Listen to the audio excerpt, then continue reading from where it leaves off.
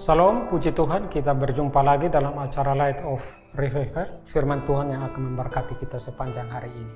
Masih dalam suasana Natal dan Tahun Baru, izinkan saya mengucapkan selamat hari Natal dan Tahun Baru. Tuhan Yesus memberkati dan menyertai kita. Firman Tuhan yang akan saya bacakan pada renungan kita saat ini yaitu Kolose pasal 2 ayat 6, 7, dan 8. Kamu telah menerima Kristus Yesus Tuhan kita. Karena itu hendaklah hidupmu tetap di dalam Dia. Hendaklah kamu berakar di dalam Dia dan dibangun di atas Dia. Hendaklah kamu bertambah teguh di dalam iman yang telah diajarkan kepadamu. Dan hendaklah hatimu melimpah dengan syukur. Hati-hatilah supaya jangan ada yang menawan kamu dengan filsafatnya yang kosong dan palsu menurut ajaran turun-temurun dan roh-roh dunia, tetapi tidak menurut Kristus. Saudara-saudara yang kekasih dalam Tuhan kita Yesus Kristus, surat Kolose adalah surat Rasul Paulus kepada jemaatnya yang di Kolose. Jemaat ini adalah jemaat yang sungguh-sungguh sudah percaya kepada Kristus. Itu bisa kita melihatnya di dalam kesaksian Rasul Paulus, yaitu di pasal yang pertama ayat 3 dan 4. Kami selalu mengucap syukur kepada Allah Bapa Tuhan kita Yesus Kristus setiap kali kami berdoa untuk kamu. Kami telah mendengar tentang kamu, imanmu di dalam Kristus Yesus, dan tentang kasihmu terhadap semua orang kudus.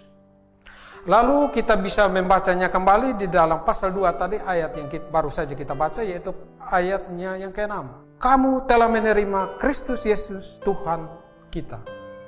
Saudara-saudara yang kekasih dalam Tuhan kita Yesus Kristus, di sepanjang sejarah, di sepanjang masa, musuh-musuh Kristus selalu berusaha dan semakin keras berusaha untuk mempengaruhi dan menawan orang-orang percaya yang sudah ditebus oleh Yesus Kristus. Mereka membawanya atau menawannya kepada filsafat mereka yang kosong, kepada ajaran mereka yang kosong, ajaran palsu, ajaran yang tidak sesuai dengan Injil Yesus Kristus. Dan sekarang kita hidup di dalam dunia atau di dalam masa yang sangat modern, di dalam zaman yang sangat modern, di mana teknologi dan gaya hidup berubah. Dunia yang luasnya jutaan kilometer, kita bisa jelajahi hanya dengan beberapa menit saja, lewat internet dan lewat media massa lainnya. Benarlah ada ungkapan yang menyatakan bahwa siapa yang menguasai teknologi, dia yang menguasai dunia. Dan pada akhirnya dunia yang modern ini memandang bahwa kekekalan itu bukan hal yang penting. Pada akhirnya dunia dengan cara pandangnya meremehkan atau mengabaikan firman Tuhan. Tetapi sekali lagi firman Tuhan tetap firman Tuhan.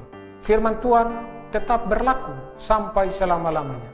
Karena Tuhan adalah Tuhan yang memegang sejarah dunia. Sehingga firman Tuhan yang baru saja kita baca tetap relevan untuk kita semua. Tuhan yang berfirman, yang menyatakan bahwa hendaklah kamu tetap di dalam Dia. Hendaklah kamu berakar di dalam Dia. Hendaklah kamu bertambah kuat di dalam Dia. Firman Tuhan itu tetap berlaku untuk kita semua di sepanjang sejarah hidup kita.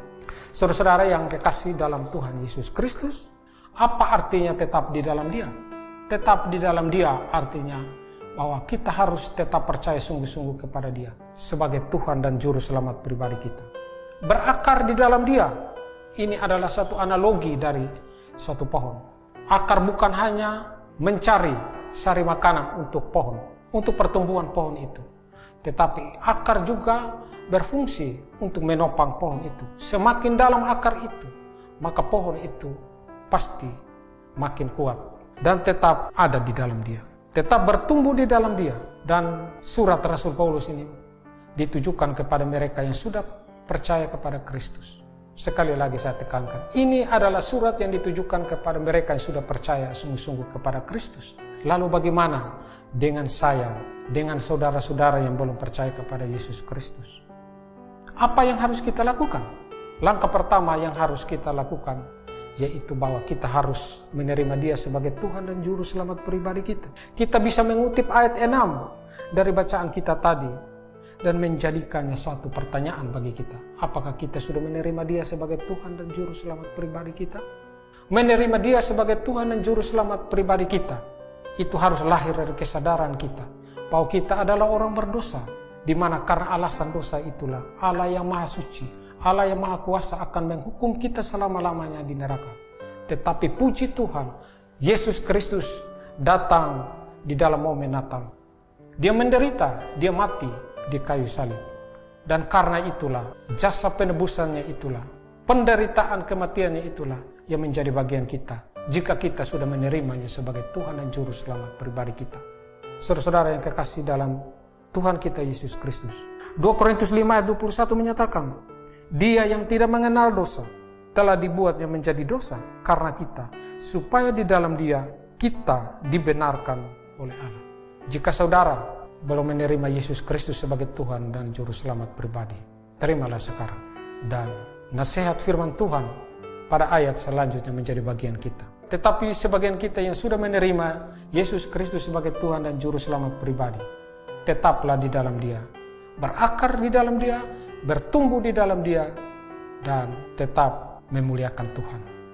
Mari kita berdoa. Bapa yang baik, kami mengucap syukur untuk firman-Mu yang mengingatkan kami, yang menyadarkan kami bahwa kami harus sungguh-sungguh menjadikan Yesus Kristus sebagai Tuhan dan Juru Selamat kami, berakar bertumbuh di dalamnya.